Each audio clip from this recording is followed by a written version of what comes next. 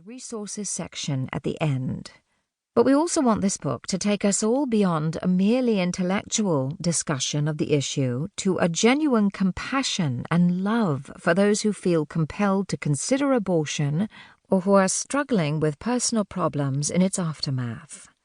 We hope this book will be a first step towards understanding the landscape around this issue and an encouragement to know and share the love, hope, and freedom we have in Christ.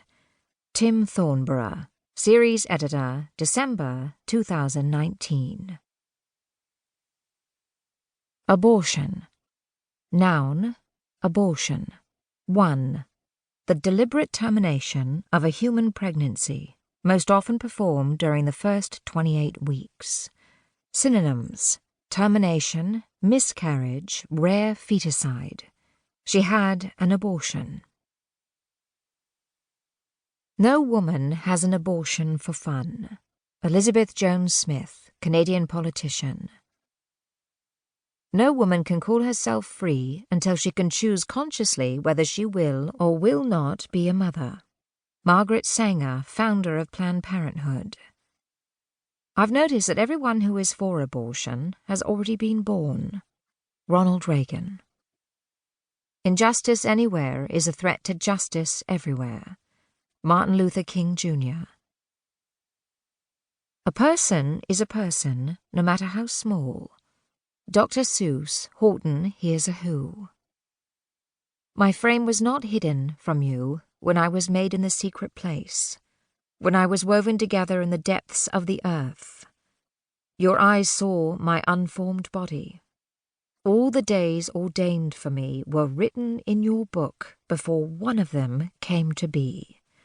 Psalm 139, verses 15 through 16.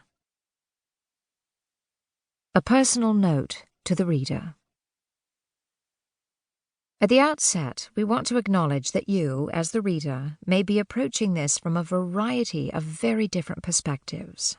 You may be someone who has a deep concern about abortion as a political and social issue in our society, and is seeking further understanding and clarification of what the Bible teaches and what Christians believe on this subject.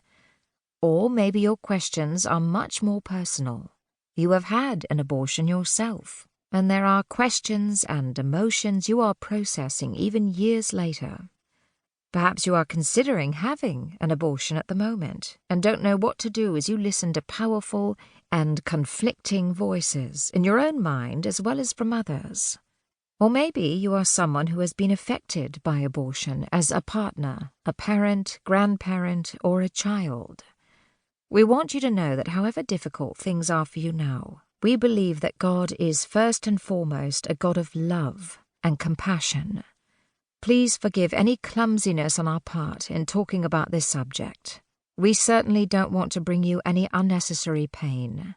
Rather, we long that you will find comfort, healing, and hope in the message of the gospel and the fellowship of God's people. Lizzie, Ling, and Vaughan Roberts. Where Are We? Chapter 1. Worldwide, it is estimated that there are some 40 million induced abortions every year. In the US, there are on average around 2,400 abortions a day. In the UK, there are around 600. Then there are consequences. Some experience relatively few, but many acknowledge that they are real and that they can be crippling, for men as well as women.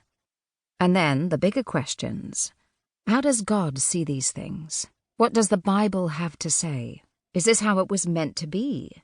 Is it right?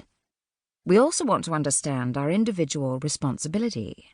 How should we support those for whom this is a very personal issue? Perhaps those who are considering an abortion or suffering because of one in the past. And can we do it well? And what about campaigning to raise awareness and prompt legislative change? The aim of this short book is to explore some of these issues as we think practically and biblically about this topic. Those who are anti-abortion are often accused of adopting their stance unthinkingly as part of a package deal. Because of their religious beliefs or political affiliations, people may...